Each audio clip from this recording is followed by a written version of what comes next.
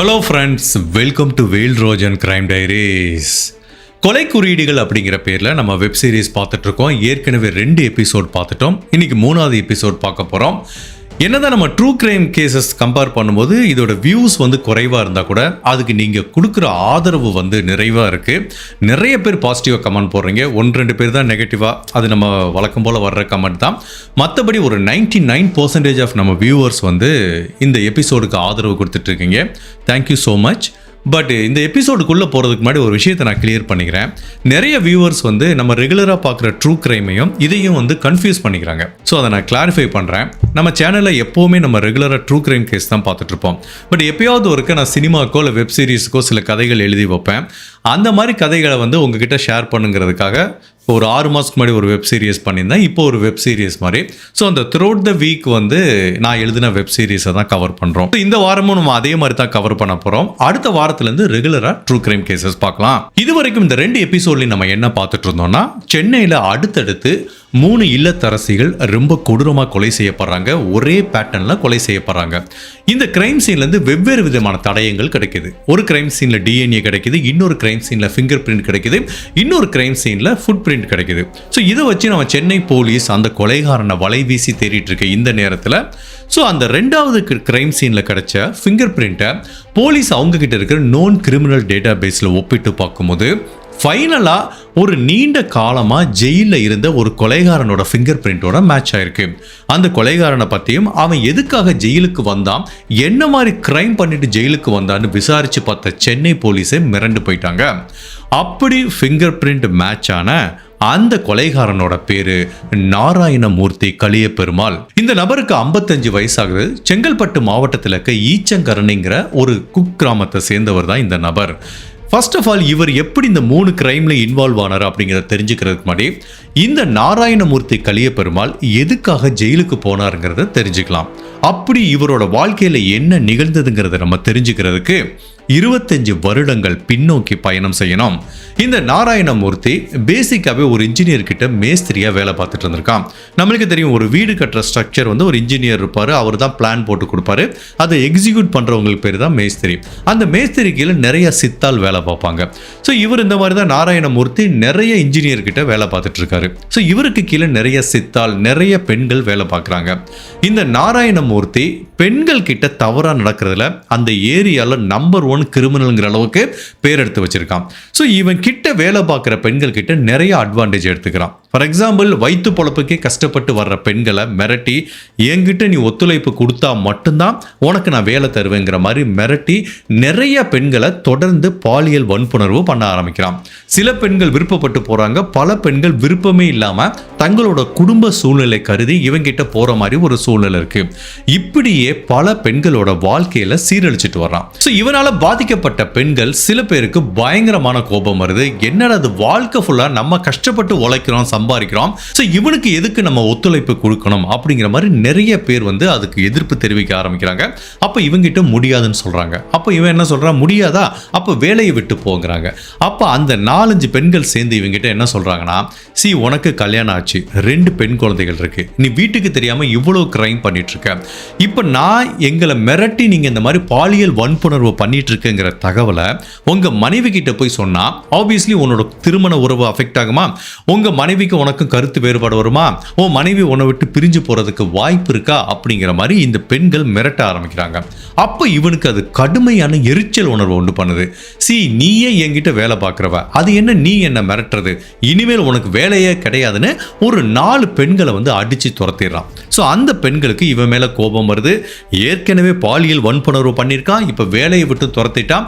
அப்போ இவனை பழி வாங்கணும் அப்படிங்கிறதுக்காக இவன் கூட இருந்த புகைப்படங்களையும் இவனை பற்றியான பல தகவல்களையும் இவன் பல நாள் இந்த பெண்கள் கிட்ட தவறாக நடந்த எல்லா டீட்டெயிலையும் அவனோட மனைவி கிட்ட சொல்றாங்க. அவங்க மனைவிக்கு இது ஒரு பயங்கரமான அதிர்ச்சியா இருக்கு. அவங்களால நம்பவே முடியல தன்னோட கணவர் இப்படி ஒரு விஷயத்த பண்ணிட்டு இருக்காருன்னு. அதுவும் வீட்டில் 2 பெண் குழந்தைகள் இருக்காங்க. ஸோ இப்படிப்பட்ட கணவர் தனக்கு தேவையில்லை. இந்த மாதிரி ஒரு சூழ்நிலையில தன்னோட 2 பெண் குழந்தைகளையும் வளர்க்க இந்த நாராயணமூர்த்தி கலியபெருமாளோட மனைவி ரெடியா இல்லாம இவங்கிட்ட இருந்து பிரிஞ்சு போயிடுறாங்க. அந்த 2 குழந்தைகளையும் கூட்டிட்டு போயிடுறாங்க. இவன் என்னதான் பல பெண்கள் கிட்ட தவறா இருந்தா கூட தன்னோட குழந்தைகள் கிட்ட பயங்கர அட்டாச்மெண்ட்டாக இருந்தால் இப்போ அந்த 2 குழந்தைகளும் பிரிஞ்சு போனது இவனோட வாழ்க்கையில் ஒரு மிகப்பெரிய வெற்றிடத்தை உண்டு பண்ணுது. ஸோ தன்னோட மனைவியை பலமுறை காண்டாக்ட் பண்ண முயற்சி பண்ணியும் சேர்ந்து வாழ முயற்சி பண்ணியும் அவங்க மனைவி முடியவே முடியாதுன்னு சொல்லிடுறாங்க. இது காலப்போக்கில் இவனுக்கு ஒரு மிகப்பெரிய மன அழுத்தத்தையும் ஒரு மனவியாதியையும் உண்டு பண்ணுது. அப்போ இவன் மனசில் பயங்கரமான கோபம் வர ஆரம்பிக்குது. இந்த 4 பெண்கள்னால தானே தன்னோட வாழ்க்கை நாசமாக போச்சுங்கிற மாதிரி அவங்க மேலே ஒரு பயங்கரமான கோபம் வந்து கொலை பண்ற அளவுக்கு நாளுக்கு நாள் அந்த கொலை வெறி அதிகமாயிட்டு போகுது. தன்னோட மனைவி குழந்தைகள் பிரிஞ்சு போயிடுறாங்க. வீட்டில் தனியா இருக்கான். தனிமையை போக்குறதுக்கு குடிக்கிறான். எப்பெல்லாம் குடிக்கிறானோ அப்போ இந்த 4 பெண்கள் தான் அவன் கண்ணுக்கு முன்னாடி வர்றாங்க. அந்த 4 பெண்களையும் தான் கொலை பண்ணுங்கிற மாதிரி வெறி வருது.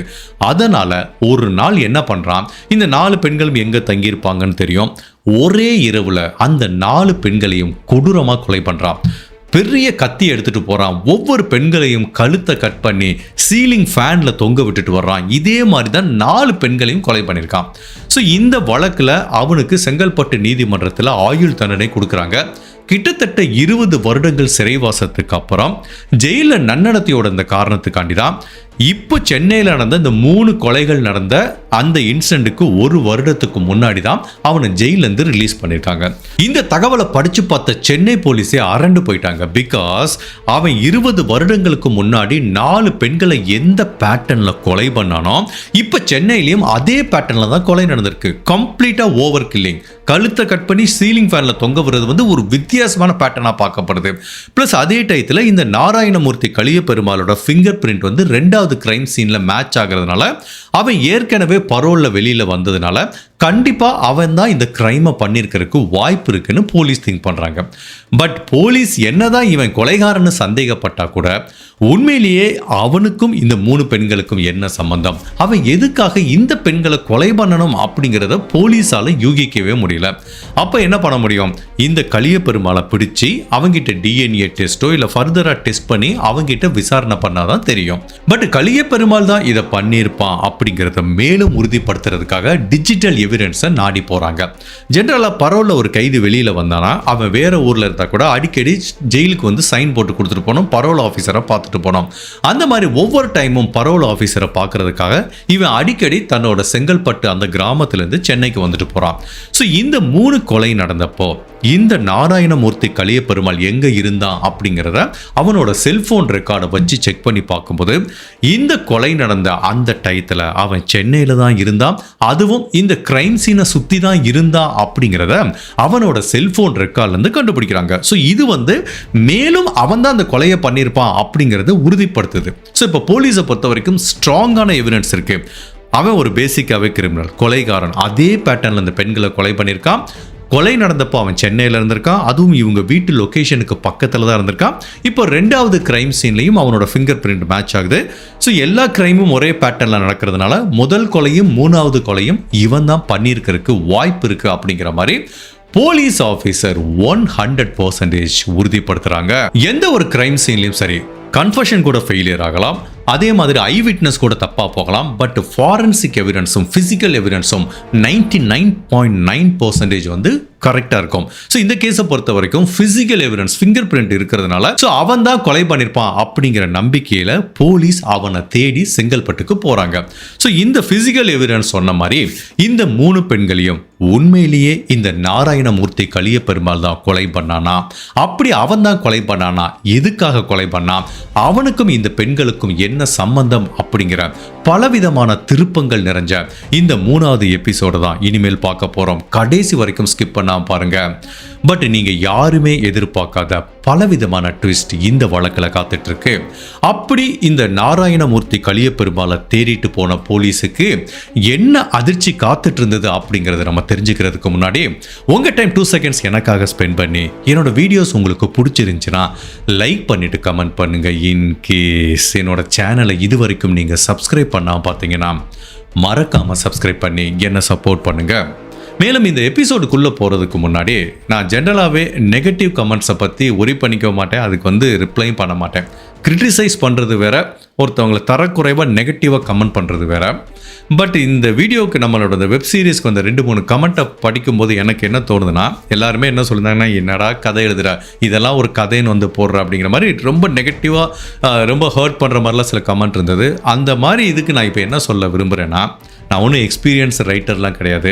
ஜஸ்ட் ஒரு குழந்தை தவழ்ந்து வர்ற ஸ்டேஜ் இருக்குது பார்த்தீங்களா, அந்த மாதிரி தான் ஏதோ ட்ரூ க்ரைம்லாம் போட்டுட்டு இருந்தோம். நம்மளுக்கு ஒரு ஆர்வ கோளாறில் 2-3 கதை எழுதுகிறோம். ஸோ அதை ஒவ்வொரு கதையிலையும் நம்ம மேம்பட்டு தான் எழுத முடியும். எடுத்தோடனே ஒரு எக்ஸ்பீரியன்ஸ் ரைட்டர் மாதிரி நம்ம திங்க் பண்ணக்கூடாது. அந்த மாதிரி நீங்கள் நிறைய பேர் எதிர்பார்க்குறீங்களோ, அதனால தான் அந்த நெகட்டிவ் கமெண்ட் வருதோன்னு தோணுது. ஸோ அந்த மாதிரி நெகட்டிவ் கமெண்ட் போட்டவங்களுக்கு என்ன சொல்கிறேன்னா, just now I started. So என்னை கொஞ்சம் கொஞ்சமாக இப்படி கதை எழுத தான் இம்ப்ரூவைஸ் ஆகும்.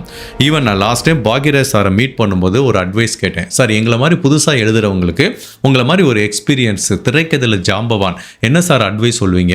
நான் இப்போ தான் புதுசாக ஆரம்பிச்சிருக்கேன்னு சொன்னதுக்கு அவர் என்கிட்ட ஒன்று தான் சொன்னார். நீங்கள் தொடர்ந்து எழுதுங்க. எந்த நெகட்டிவ் எந்த விமர்சனம் வந்தாலும் அது எழுத தான் ப்ராக்டிஸ் ஆகும். ஸோ அப்போ தான் வந்து ஒரு 4-5 கதை எழுதும்போது உங்களுக்கே தெரியும் என்ன தப்பு விடுறீங்க, எதை மேம்படுத்தலாம், எப்போ பர்ஃபெக்டாக வருங்கிற மாதிரி உங்களுக்கு தெரியும். ஸோ எழுத வருங்கிறாரு. ஸோ அவர் சொன்ன அந்த எக்ஸ்பீரியன்ஸான ஒரு ரைட்டர் சொன்னதை தான் நான் ஃபாலோ பண்ணிட்டு இருக்கேன். நம்ம கதையில் சில இடத்துல லாகிங் இருக்கலாம், சில இடத்துல சின்ன லாஜிக் ஓட்டைகள் இருக்கலாம். இதையே நான் போய் எடுத்து வெப் சீரிஸாக பண்ண போகிறதில்ல. இதை நான் வெப் சீரிஸாவோ மூவியோ பண்ணணும்னா பலவிதமான டைரக்டர், அசிஸ்டன்ட் டைரக்டரோட உட்காந்து ஒரு மாதம் டிஸ்கஸ் பண்ணி ஒரு பயங்கரமான ஸ்கிரிப்ட் பண்ணி தான் அதை பண்ண முடியும். இது அப்படியே டைரெக்டாக பண்ண முடியாது. ஸோ நெகட்டிவாக கமெண்ட் போட்டவங்களுக்கு என்னோட விமர்சனம், நான் இப்போ தான் ஸ்டார்ட் பண்ணியிருக்கேன். ஸோ என்னை மேம்படுத்திக்க நான் முயற்சி பண்ணுறேன். ஸோ இந்த நாராயணமூர்த்தி கலிய பெருமாள் அப்படிங்கிற சீரியல் கில்லரை பிடிக்கிறதுக்காக மொத்தம் ஒரு 4-5 போலீஸ் தனிப்படை அமைச்சு செங்கல்பட்டில் இருக்க அவனோட கிராமத்தை நோக்கி போகிறாங்க. இப்போ அந்த கிராமத்தில் விசாரிக்கும் போது அவனோட பூர்வீகமான வீடு எங்கே இருக்குன்னு தெரியுது. அங்கே போய் விசாரித்து அங்கே என்ன சொல்கிறாங்கன்னா, இல்லை சார், இப்போ அவன் அந்த வீட்டுக்கு வர்றதில்ல. எப்போ இந்த மாதிரி கொலைகள்லாம் பண்ணி ஜெயிலுக்கு போனானா அப்போ அவன் பொண்டாட்டி பிள்ளைகள்லாம் அவனை விட்டுட்டு போயிட்டாங்க. இப்போ அந்த வீட்டில் யாருமே கிடையாது.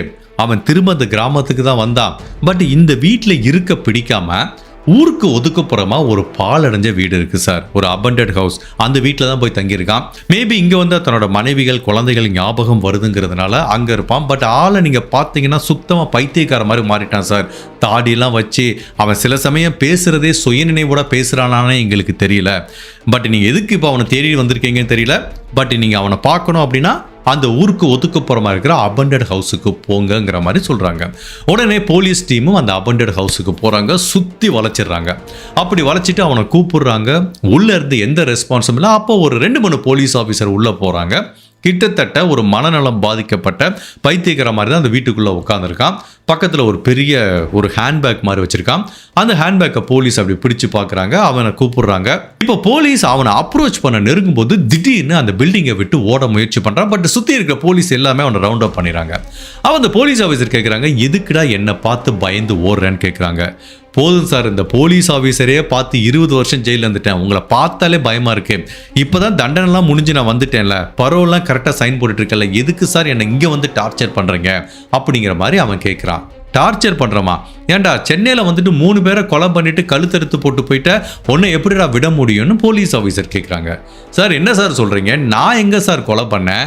நான் ஏற்கனவே பண்ண தப்புக்கு தான் 20 வருஷம் ஜெயிலில் இருந்துட்டு நான் நாட்டில் ஊருக்கு ஒதுக்குப்புறமா நிம்மதியான ஒரு வாழ்க்கையை வாழ்ந்துட்டு இருக்கேன்.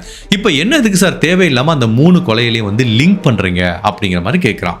இப்போ போலீஸ் அவங்ககிட்ட அவனோட ஃபிங்கர் பிரிண்ட் இருந்தது அப்படிங்கிறதெல்லாம் சொல்லலை. பட் அவங்ககிட்ட கேட்குறாங்க, கொலை நடந்தப்போ அந்த டேட்டில் எங்கே இருந்தேன்னு கேட்குறாங்க. பரோல் சைன் பண்ணுறதுக்காக சென்னைக்கு வந்தேங்கிறான். இப்போ அது போதும். ஸோ இன்சிடென்ட் நடந்தப்போ அவன் சென்னையில் இருந்திருக்கான், ஃபிங்கர் பிரிண்ட் இருந்திருக்கு. இப்போ சந்தேகத்தின் அடிப்படையில் அவனை அரெஸ்ட் பண்ணுறோன்னு சொல்லி அந்த நாராயணமூர்த்தி கலிய பெருமாளை அரெஸ்ட் பண்ணி சென்னை கூட்டிகிட்டு வராங்க. அப்போ ஒரு அபண்டட் ஹவுஸில் தங்கினதுனால அவனுக்குன்னு கொஞ்சம் திங்ஸ் வச்சிருக்கான். அதில் ஒரு பேக் வச்சிருக்கான். அந்த பேக்கில் அவன் பேசிக்காக பயன்படுத்துகிற திங்ஸ் இருக்குது. ஒரு ஷூஸ் இருக்குது. அதுக்கப்புறம் அவனுக்கு சொந்தமான பல ட்ரெஸ், ஒரு பேசிக்காக பயன்படுத்துகிற பல உடைமைகள் இருந்தது. அதையும் எவிடன்ஸாக கலெக்ட் பண்ணிக்கிட்டாங்க. போலீஸோட அனுமானம் என்னன்னா, இவனோட ஃபிங்கர் பிரிண்ட் மேட்ச் ஆச்சுன்னா இவனோட ஷூ பிரிண்ட் கண்டிப்பாக மேட்ச் ஆகிறதுக்கும் சான்ஸ் இருக்கு. அதனால எல்லா ஷூவையும் ஃபாரன்சிக் டீம் டெஸ்ட் பண்ண போறாங்க. 3வது கிரைம் சீனில் கண்டுபிடிக்கப்பட்டது இவனோட ஷூ தானா அப்படிங்கிறது. இப்போ அதுக்கப்புறம் இதை விட இன்னொரு மிக முக்கியமான தடயம் என்ன அப்படின்னா, முதல் கிரைம் சீனில் ஒரு கண்ணாடி துண்டுகளில் ஒரு ரத்த கரையை கண்டுபிடிச்சாங்க. அதாவது கொலைகாரன் கண்ணாடி கதவை உடைச்சிட்டு உள்ள வரும்போது அந்த ரத்த கரைகள் இருந்ததுல அந்த ரத்தக்கரைகள் இந்த நாராயணமூர்த்தி கலிய பெருமாளுக்கு சொந்தமானது அப்படின்னு நிரூபிச்சுட்டா டிஎன்ஏங்கிறது ஒரு மிகப்பெரிய எவிடன்ஸாக பார்க்கப்படுது. ஸோ இப்போ ஃபர்ஸ்ட் என்ன பண்ணுறாங்கன்னா அவனோட டிஎன்ஏ சாம்பிள் எடுக்கிறாங்க. டிஎன்ஏ சாம்பிள் எடுத்து முதல் கிரைம் சீனில் கிடைச்ச அந்த ரத்தத்திலிருந்து எடுக்கப்பட்ட டிஎன்ஏவோட ஒப்பிட்டு பார்க்குறாங்க. அதுவும் 100% மேட்ச் ஆகுது. ஸோ 3 கிரைம் பக்காவான எவிடன்ஸ் மேட்ச் ஆகுது. ஃபர்ஸ்ட் டிஎன்ஏ மேட்ச் ஆகுது, ரெண்டாவது அவனோட ஃபிங்கர் பிரிண்ட் மேட்ச் ஆகுது, ஃபைனலாக 3வது கிரைம் சீனில் ஒரு ஷூ பிரிண்ட் இருந்தது. அந்த ஷூ பிரிண்ட்டும் இவனோட பிலாங்கிங்ஸ் ஒரு பேக்கில் இந்த ஷூவோட பிரிண்ட்டையும் ஒப்பிட்டு பார்க்கும்போது அதுவும் மேட்ச் ஆகுது. ஸோ எக்ஸாக்டாக இவனை 3 கிரைம் சீன்லையும் போலீஸால் லிங்க் பண்ண முடியுது. அந்த 3 கிரைம் சீன்லையும் இந்த நாராயணமூர்த்தி கலிய பெருமாள் இருந்திருக்காங்கிறது உறுதி செய்யப்படுது. அதை எல்லாத்தையும் தாண்டி அந்த கொலை பண்ணுற பேட்டர்னும் காமனாக இருக்குது. 20 வருஷத்துக்கு முன்னாடி இவன் 4 பெண்களை கொலை பண்ண அந்த பேட்டர்னும் காமனாக இருக்கிறதுனால இப்போ எல்லாத்துக்கும் எந்த விதமான டவுட்டுமே கிடையாது. சென்னையில் 3 பேரையும் கொலை பண்ணது இந்த நாராயணமூர்த்தி கலிய பெருமாள் அப்படிங்கிற மாதிரி சந்தேகப்பட்டு போலீஸ் அவனை திரும்பவும் அரெஸ்ட் பண்ணுறாங்க. பட் அவன் என்ன சொல்கிறான், சார் இந்த கொலையை நான் பண்ணவே இல்லை சார், ஏற்கனவே ஒய்ஃபு குழந்தைகள் இல்லாமல் நான் ரொம்ப டிப்ரெஷனில் இருக்கேன், நிஜமாக இதெல்லாம் எப்படி வந்துச்சுன்னு எனக்கு தெரியவே தெரியாதுங்கிறான். அது எப்படிப்பா தெரியாமல் இருக்கும், உன்னோட ரத்தம் ஃபர்ஸ்ட் கிரைம் சீன்ல இருக்கு, ஃபிங்கர் பிரிண்ட் இருக்கு, உன்னோட ஷூ பிரிண்ட் இருக்கு, அதுக்கப்புறம் உன்னோட செல்போன் லொகேஷன்லாம் கொலை நடந்தப்ப இந்த பக்கம் தானே காட்டியிருக்கு, நீ எப்படி இல்லைன்னு சொல்லுவ, ஏதாவது ஒரு ரீசன் சொல்லு, இதெல்லாம் எப்படி வந்துச்சு அப்படின்னு கேட்டா, சார் நிஜமாவே எனக்கு எப்படி வந்துச்சுன்னு தெரியாது சார்னு இவன் சொன்னதே திரும்ப திரும்ப சொல்லிட்டு இருக்கான். அப்போ போலீஸ் நோட் பண்ற விஷயம் என்ன அப்படின்னா, இவன் 20 வருட சிறைவாசத்துக்கு அப்புறம் இவனோட மனநிலையில கொஞ்சம் ஒரு மாற்றம் தெரியுது, ஒரு மனநிலை சரியில்லாத நபர் மாதிரி தெரியுது, ஸ்கெட்சோஃப்ரெனியாங்கிற ஒரு வியாதி இருக்கிற மாதிரி தெரியுது. அதாவது இல்லாத ஒரு விஷயத்தை தனக்கு முன்னாடி இருக்கிற மாதிரி நினைச்சுக்கிட்டு சில பேர் பிஹேவ் பண்ணுவாங்க, அந்த மாதிரி ஒரு மனவியாதி இருக்கிற மாதிரியும் தெரியுது. பட் இந்த ஒரு காரணத்தை வச்சு இவன் தண்டனையிலேருந்து தப்பிக்கிறதுக்கு வாய்ப்பு இருக்கு. இங்க பாருங்க, நான் ஜெயில இருந்தேன், எனக்கு மனநல சரியில்லை, இந்த 3 பெண்களையும் நான் தெரியாம கொலை பண்ணிட்டேன் அப்படின்னு சொல்லி தப்பிக்கிறதுக்கும் சான்ஸ் இருக்கு. அப்போ போலீஸ் ஆஃபீஸர் என்ன பண்ணுறாங்கன்னா, ஒரு மனநல மருத்துவரை வச்சு இவனோட மென்டல் ஸ்டெபிலிட்டி எப்படி இருக்குன்னு விசாரிக்கிறாங்க. பட் மனநல மருத்துவரும் வர்றாரு, இந்த நாராயணமூர்த்தி கலிய பெருமாளை விசாரிக்கிறார். கிட்டத்தட்ட ஒரு 5 மணி நேரம் விசாரிக்கிறார். ஃபர்ஸ்ட் அவர் கேட்குற கொஸ்டின், இந்த 3 பெண்களை உனக்கு எப்படி தெரியும்? சார் அந்த பெண்களை எனக்கு தெரியவே தெரியாது. அப்புறம் எதுக்குப்பா கொலை பண்ண? சார் நான் கொலை பண்ணவே இல்லை சார், அந்த பெண்களை நான் பார்த்ததே இல்லை சார். அப்புறம் எப்படிப்பா உன்னோட செல்ஃபோன் லொக்கேஷன்லாம் இங்கே வந்துச்சு? அது எனக்கு தெரியாது சார், நான் பரோலில் வரும்போது இந்த பக்கம் வந்திருப்பேன் சார். அது எப்படி கொலை நடந்த இடத்துக்கு பக்கத்தில் எல்லாம் நீ வந்திருக்க அப்படின்னு கேட்டால் இவனுக்கு பதில் இல்லை.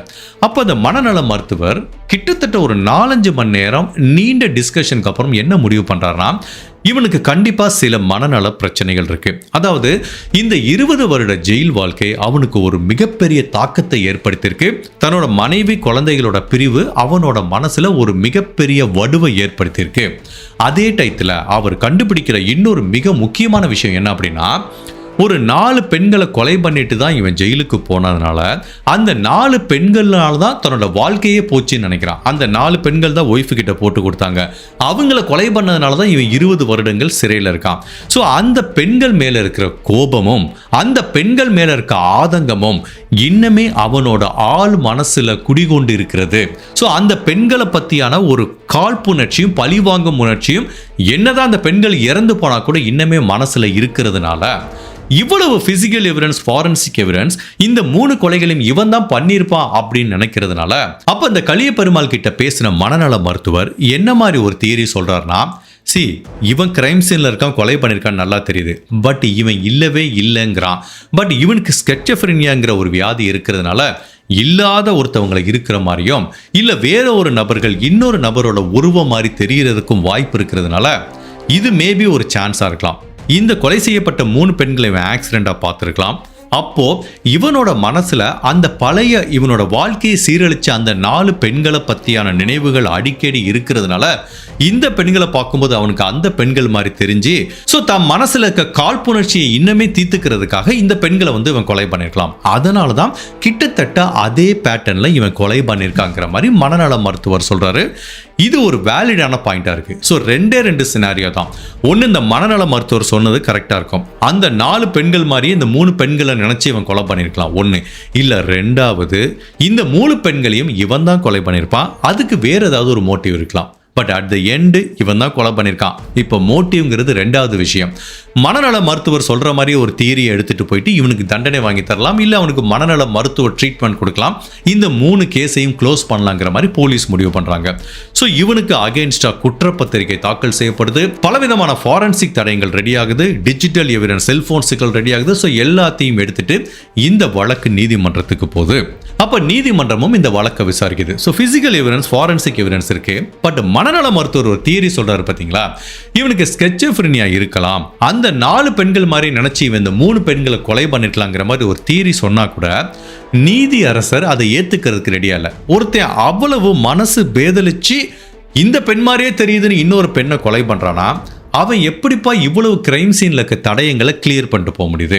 பெஸ்ட் எக்ஸாம்பிள், அந்த டிவிஆர் பாக்ஸை எப்படி எடுத்துட்டு போக முடியுது? அவனுக்கு நல்லாவே தெரியுது இங்கெல்லாம் சிசிடிவி கேமரா இருக்கு, ஈஸியா நம்மளை கண்டுபிடிச்சிருவாங்கன்னு. ஸோ அந்த மாதிரி எவிடன்ஸ் எல்லாம் ஒருத்தனால அழிச்சிட்டு போக முடியுது அப்படின்னா கண்டிப்பா அவன் எப்படிப்பா புத்தி பேதலிச்சவனா இருப்பான், அவனுக்கு எப்படி ஸ்கிசோஃப்ரெனியா இருக்கும். அதனால நீங்க சொல்ற தியரியை என்னால் அக்செப்ட் பண்ணிக்க முடியாது.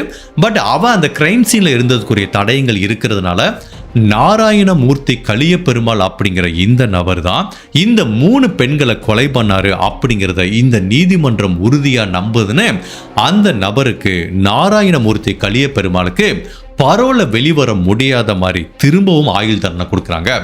இவன் ஃபர்ஸ்ட் ஒரு 4 கொலை பண்ணான், இவனுக்கு தண்டனை கொடுத்தோம். பட் நன்னடத்தையோட இருந்தாலும் 20 வருடம் கழிச்சு ரிலீஸ் பண்ணோம். இவன் வெளியில போனவன திரும்ப அதே கிரைம் தான் பண்றான். அவன் என்ன மோட்டிவ் வேணாலும் பண்ணிருக்கட்டும், பட் பெண்களை அவன் அந்த மாதிரி கொலை பண்றதை என்ஜாய் பண்றான். இப்ப திரும்பவும் இவனை வெளியில விட்டான். இந்த மாதிரி பல கொலைகள் நடக்கும்ங்கிறதுனால இவன் இனிமேல் வெளி உலகத்தையே பார்க்க முடியாது, கடைசி வரைக்கும் இவன் ஜெயில தான் இருக்கணும், இவனுக்கு பரோலே கிடையாதுன்னு இந்த நாராயணமூர்த்தி கலியபெருமாளுக்கு பரோல வெளிவர முடியாத மாதிரி ஆயுள் தண்டனை கொடுக்குறாங்க. ஸோ போலீஸை பொறுத்த வரைக்கும் ரொம்ப ஹாப்பி ஆயிடுச்சு. ஸோ சென்னை மக்களே பரபரப்பாக வச்சிருந்த இந்த கேஸ் சால்வ் ஆயிடுச்சு. பட் இந்த நாராயணமூர்த்தி கலியபெருமாள் திரும்ப சொல்லிட்டு இருக்கான், சார் இதை நான் பண்ணலை சார், எனக்கு மனநலம் சரியாக தான் சார் இருக்கு, நான் ஏதோ ஜெயிலேருந்து ரிலீஸ் ஆகி நிம்மதியாக ஒரு கிராமத்தில் வாழ்க்கையை வாழ்ந்துட்டு இருக்கேன், இந்த பெண்கள் யாருன்னே எனக்கு தெரியாது சார், அந்த பெண்களோட பேர் கூட எனக்கு தெரியாது, வீடு கூட எங்க இருக்குன்னு எனக்கு தெரியாது சார்ங்கிற மாதிரி இவன் திரும்ப சொன்னா கூட எவிடன்ஸ் ஸ்ட்ராங்கா இருக்கிறதுனால இந்த நாராயணமூர்த்தி கலியபெருமாள் அவனோட வாழ்நாள் ஃபுல்லா ஜெயில இருக்கிற மாதிரி தான் ஒரு சூழ்நிலை ஏற்படுது. ஜெனரல் அந்த மாதிரி கொலை வழக்குகளை எடுத்துக்கிட்டீங்கன்னா மோட்டிவ் அப்படிங்கிறது ஒரு முக்கியமான ஃபேக்டர் தான். பட் இவனை பத்தி ஏற்கனவே பாஸ்ட் கிரிமினல் ரெக்கார்டு இருக்கு. அதே டயத்துல இவன் தான் இந்த கொலையை பண்ணியிருப்பாங்கிறதுக்கு நிறைய டிஎன்ஏ எவிடன்ஸ் இருக்கு, அதுக்கப்புறம் ஃபிங்கர் பிரிண்ட் இருக்கு, அந்த ஃபுட் பிரிண்ட்லாம் மேட்ச் ஆயிருக்கு. ஸோ இதனால மோட்டிவ்ங்கிறத யாருமே கிளியரா பார்த்துக்கல. பட் அப்படி இருந்தாலும் எல்லாரும் மனசுல இருக்க ஒரு கொஸ்டின் என்னன்னா, உண்மையிலே இவன் எதுக்காகப்பா அந்த பெண்களை கொலை பண்ணா, அந்த பெண்கள் கிட்ட தவறா நடக்கல. ஃபர்ஸ்ட் கிரைம் சீன்ல ஏதோ ராபரின்னு எடுத்துட்டு போயிருந்தான், சரி ஏதோ கொஞ்சம் பணத்தையும் நகையோ எடுத்துட்டு போயிருக்கலாம். பட் சரி ஓகே, ராபரிக்காகவே இந்த கொலையை பண்ணியிருக்கான்னு வச்சுப்போம். பட் 2வது கிரைம் சீன் 3வது கிரைம் சீன்ல இருந்து அவன் 5 பைசா எடுத்துட்டு போலையே. அப்ப அவனோட ரியல் மோட்டிவ் தான் என்ன? தவறாவும் நடந்துக்கல, ராபரியும் அவன் பண்ணல. அப்ப இந்த 3 பெண்கள் மேல அவனுக்கு என்னதான் வெறுப்பு? ஏன் அந்த 4 பெண்களை கொலை பண்ண மாதிரி இந்த 3 பெண்களையும் அவன் கொலை பண்ணணும் அப்படிங்கிற ஒரு பல கொஸ்டின் எல்லாரும் முன்னாடியும் வந்து நிக்குது. பட் இதுக்காக ஆன்சரை தேடி யாருமே அலையிறதுக்கு ரெடியா இல்லை. பிகாஸ் நம்மளுக்கு எவிடன்ஸ் கரெக்டா இருக்கிறதுனால இந்த கேஸ் க்ளோஸ்ட் அப்படிங்கிற மாதிரி அஃபிஷியலாவே போலீஸ் டிபார்ட்மெண்ட்ல இருந்து ஒரு பிரஸ் மீட் வச்சு, பாருங்க சென்னை மக்களே, நாங்க கரெக்டான கொலைகாரனை பிடிச்சிட்டோம், இனிமேல் நீங்க நிம்மதியா நடமாடலாம், அதுவும் இந்த மாதிரி இண்டிவிஜுவல் ஹவுஸ்ல தனி வீட்டில் இருக்க ஹவுஸ் ஒய்ஃப் நிம்மதியா இருக்கலாம், இந்த கொலைகாரனால இனிமேல் உங்களுக்கு என்ன பிரச்சனையும் இருக்காது, அவன் வாழ்க்கை ஃபுல்லா வெளியில வரமாட்டாங்கிற மாதிரி அபிஷியலா ஒரு பிரஸ் மீட் கொடுத்து இந்த வழக்கை க்ளோஸ் பண்றாங்க. ஹலோ ப்ரோ, என்ன ப்ரோ 5-6 எபிசோட், நீங்க ஏதோ 3வது எபிசோட்ல கதை முடிஞ்ச மாதிரி இருக்குன்னு பாத்தீங்களா? அப்படி கிடையாது. இந்த கதையே இங்க இருந்து தான் ஆரம்பிக்குது. இதுக்கப்புறம் இந்த கதையில வரப்போற ஒவ்வொரு நிகழ்வுகளும் நம்ம கற்பனைக்கும் அப்பாற்பட்டவை. நம்ம நிறைய ட்ரூ கிரிமினல் கேஸ்ல பார்த்துருப்போம். சில கேசஸ் அப்படியே முடிஞ்ச மாதிரியே இருக்கும், பட் அந்த கேஸ் முடியாது, அங்க இருந்தா ஸ்டார்ட் ஆகும். சில கேஸ் பார்த்தீங்கன்னா அப்படியே ரன் ஆகிட்டே இருக்கும், டக்குன்னு முடிஞ்சிடும். பட் இந்த கேஸை பொறுத்த வரைக்கும் என்னதான் போலீஸ் ஒரு நபரை அரெஸ்ட் பண்ணி ஜெயில வச்சிருந்தா கூட இந்த வழக்கோட விசாரணையும் இந்த வழக்குல பல திருப்பங்களும் இங்க இருந்து ஆரம்பிக்குது. சோ இப்ப நாராயணமூர்த்தி கலியபெருமாளை ஜெயில போட்டாச்சுப்பா. இந்த கேஸ் இதோட முடிஞ்சது. சென்னை மாநகரம் அமைதியா இருக்கு. இப்படி இந்த மாநகரம் அமைதியா இருக்கிற இந்த நேரத்துல இந்த நாராயணமூர்த்தி கலியபெருமாளை ஜெயில போட்டு கரெக்டா 6 மாதங்கள் கழித்து சென்னையில் அடுத்தடுத்து பலவிதமான கொலைகள் நடக்க ஆரம்பிக்குது. இதுக்கு முன்னாடி எப்படி ஒரு இண்டிவிஜுவல் வீட்டில் ஒரு பெண் தனியாக இருக்கும்போது வீடு புகுந்த ஒரு நபர் கழுத்தை அறுத்து சீலிங் ஃபேனில் தொங்க போட்டானோ அதே மாதிரி பேட்டர்னில் பல கொலைகள். அதே மாதிரினா அந்த மாதிரி கொலை பேட்டர்ன் கிடையாது. இதே மாதிரி இண்டிவிஜுவல் ஹவுஸில் தனியாக இருக்கிற பெண்களை வீடு புகுந்து கொலை பண்ணுறாங்க. என்ன மாதிரி கொலை நடக்குது அப்படின்னா, ஃபஸ்ட்டு கத்தியால் சராமரியாக குத்துறாங்க. ஒரு 10-15 டைம் குத்துனதுக்கப்புறம் அவங்க உடல் மேலே மண்ணெண்ணெயை ஊற்றி நெருப்பு வச்சு தடயங்கள் எல்லாத்தையும் அழிக்கிறதுக்கு முயற்சி பண்ணுறாங்க. ஒரு கொலையில் 2 கொலையில் இதே மாதிரி 3 கொலைகள் அடுத்தடுத்து சென்னை மாநகரத்தையே உழுக்க ஆரம்பிக்குது. இப்போ போலீஸும் தனிப்பட அமைச்சு அந்த கொலைகாரனை தேடினா கூட இது வரைக்கும் யாருக்குமே சந்தேகம் வரல. இதுக்கு முன்னாடி ஒரு 6 மாசத்துக்கு முன்னாடி இதே மாதிரி 3 கொலைகள் நடந்துச்சு. அப்போ ஒருத்தனை அரெஸ்ட் பண்ணி உள்ள போட்டாங்களே, அது வேற மாதிரி பேட்டர்னா இருக்கு, இது வேற மாதிரி பேட்டர்னா இருக்கு. சிச்சி, அதுக்கு இதுக்கு சம்மந்தம் இல்லப்பா, அந்த கொலைகாரனை தான் உள்ள போட்டாங்களே அப்படிங்கிற மாதிரி போலீஸும் அந்த 2 கேஸையும் எப்போயுமே லிங்க் பண்ணி பார்க்கல. பிகாஸ் அதுல ஒரு சரியான நபர் உள்ள இருக்காரு அப்படிங்கிற ஒரு நம்பிக்கையில இப்போ இந்த 2வது தொடர் கொலை வழக்கை ஹேண்டில் பண்றதுக்காக சஞ்சீவ் நாயர் அப்படிங்கிற ஒரு நபரை ஸ்பெஷல் டாஸ்க் ஃபோர்ஸ் தலைவரை நியமிக்கிறாங்க. சார், இந்த கேஸை நீங்க எவ்வளவு சீக்கிரம் முடியுமோ அவ்வளவு சீக்கிரம் நீங்க சால்வ் பண்ணி ஆகணுங்கிற மாதிரி இன்ஸ்ட்ரக்ஷன் கொடுக்குறாங்க. ஸோ அவரும் சென்னைக்கு வர்றாரு, இந்த 3 கேஸ் ஃபைலையும் பார்க்குறாரு.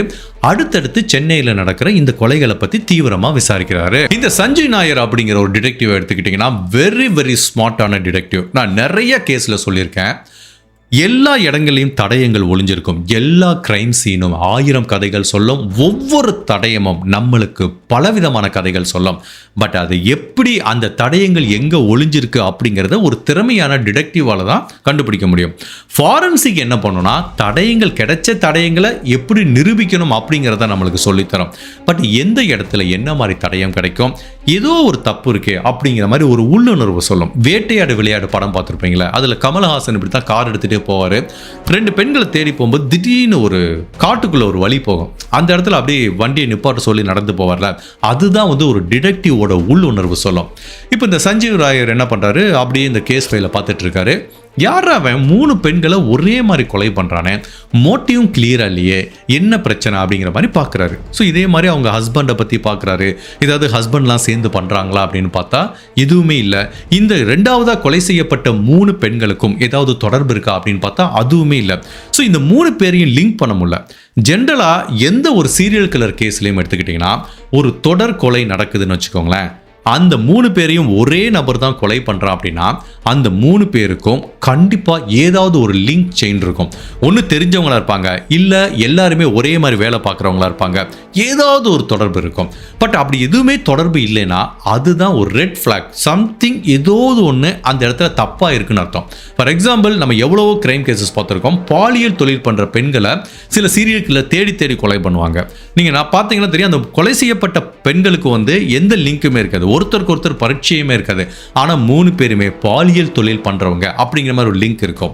பட் இந்த 2வதா சென்னையில நடக்கிற, அதாவது கத்தியால குத்தி நெருப்பால எரிக்கப்பட்டு கொலை செய்யப்பட்ட அந்த பெண்களுக்கு பார்த்தா எந்த விதமான லிங்க்குமே இல்லை. ஸோ எல்லாமே ஒரு கிரைமில் பர்ஃபெக்டாக இருந்தால் கண்டிப்பாக அந்த இடத்துல ஒரு தப்பு இருக்குங்கிற மாதிரி தான் அர்த்தம். ஸோ அப்போ அந்த சஞ்சீவ் நாயருங்கிறவர் என்ன பண்ணுறாரு, எனக்கு என்னமோ ஏதோ ஒன்று தப்பாக இருக்கிற மாதிரி இருக்கு இந்த கேஸில் அப்படின்னு சொல்லும்போது அவருக்கு பக்கத்தில் ஒரு கான்ஸ்டபிள் நிற்கிறாரு. சார், ஒரு 6 மாதத்துக்கு முன்னாடி சென்னையில் இதே மாதிரி ஒரு 3 கொலை நடந்துச்சு சார்ங்கிறாரு. ஒன்று இவருக்கு பயங்கர ஆச்சரியமாச்சு. எங்கே அதை பற்றி சொல்லுங்கள், அந்த ஃபைலை எடுத்துகிட்டு வாங்க அப்படிங்கிறாரு. உடனே இவரும் அந்த ஃபைலை எடுத்துகிட்டு வராங்க. அந்த பழைய கேஸ் ஃபைல்லாம் பார்க்க ஆரம்பிக்கிறாரு. பட் அவருக்கு என்ன தோணுது அப்படின்னா, இப்போ இந்த கொலையை விட்டுருவோம், இந்த 3 ஃபைலையும் ஃபுல்லாக பார்க்குறாரு. அதாவது ஃபைல் அப்படின்னா எப்படி கொலை நடந்துச்சு, எங்கே நடந்துச்சு அப்படிங்கிறது மட்டுமல்ல, அந்த கிரைமுக்கு சம்பந்தமான அவ்வளவு ஃபோட்டோஸ் இருக்கும். அதில் யாரெல்லாம் விசாரிச்சாங்க, என்ன மாதிரி தடயங்கள் கலெக்ட் பண்ணாங்க, எதை பேஸ் பண்ணி ஒரு குற்றவாளி அரெஸ்ட் பண்ணாங்கிற ஃபுல் ஜாதகமே இருக்கும். அப்படி அந்த பழைய கிரைம் ஃபைல், அதாவது இந்த கலியபெருமாளோட கிரைம் ஃபைலை ஃபுல்லாக பார்த்துட்டே வராரு. எல்லாமே பக்காவாக இருக்குது. அப்போ அவருக்கு அவரோட உள்ளுணர்வு, அவரோட எக்ஸ்பீரியன்ஸ் வச்சு என்ன தோணுது அப்படின்னா, எனக்கு என்னமோ இந்த கலியபெருமாளோட கேஸுக்கும் அதாவது அந்த 3 கொலைக்கும் இப்ப சென்னையில நடந்துட்டு இருக்க இந்த 3 கொலைக்கும் ஒரு தொடர்பு இருக்கு அப்படிங்கிற மாதிரி என்னோட உள்ளுணர்வு சொல்லுது அப்படிங்கிற மாதிரி இந்த சஞ்சீவ் நாயர்ங்கிற டிடெக்டிவ் சொல்றாரு. அப்ப அந்த கான்ஸ்டபிள் கேட்கிறாரு, சார் என்ன சார் சொல்றீங்க, அந்த கேஸ் முடிஞ்சு போச்சு சார், எல்லா எவிடன்ஸும் கரெக்டா இருக்கு பாருங்க, எல்லாமே கரெக்டா இருக்குப்பா, அதுதான் ஏதோ ஒரு விஷயம் தப்பா இருக்கிற மாதிரி எனக்கு தெரியுது அப்படிங்கிறாரு. சஞ்சீவ் நாயரோட ஒரு உள்ளுணர்வு இந்த 2 வழக்குக்கும் ஒரு தொடர்பு இருக்கு. மேபி அந்த பழைய வழக்கை இன்னும் கொஞ்சம் டீப்பா பார்த்தா இந்த வழக்கை தன்னால சால்வ் பண்ண முடியும் அப்படிங்கிற மாதிரி சொல்றாரு. ஸோ சஞ்சீவ் நாயர்ங்கிற இந்த திறமையான டிடெக்டிவோட உள்ளுணர்வு சொல்ற மாதிரி உண்மையிலேயே தீர்க்கப்பட்ட அந்த களிய பெருமாளோட வழக்குக்கும் இப்ப சென்னையில அடுத்தடுத்து ரொம்ப கொடூரமா கத்தியால குத்தி கொலை செய்யப்பட்டு நெருப்பு வைக்கப்பட்ட அந்த வழக்குக்கும் ஏதாவது தொடர்பு இருக்கா? அப்படி தொடர்பு இருந்துச்சுன்னா என்ன மாதிரி தொடர்பு இருக்கும் அப்படிங்கிற நீங்க யாருமே எதிர்பார்க்காத பலவித திருப்பங்கள் இந்த வழக்குல காத்துட்டு இருக்கு. ஸோ இந்த 3வது எபிசோட பத்தி நீங்க என்ன நினைக்கிறீங்க? உங்களோட கருத்தை மறக்காம இந்த வீடியோல பதிவு பண்ணுங்க. ஸோ 4வது எபிசோட்ல அடுத்து உங்களை சந்திக்கிறேன். Till then, stay safe, take care, bye.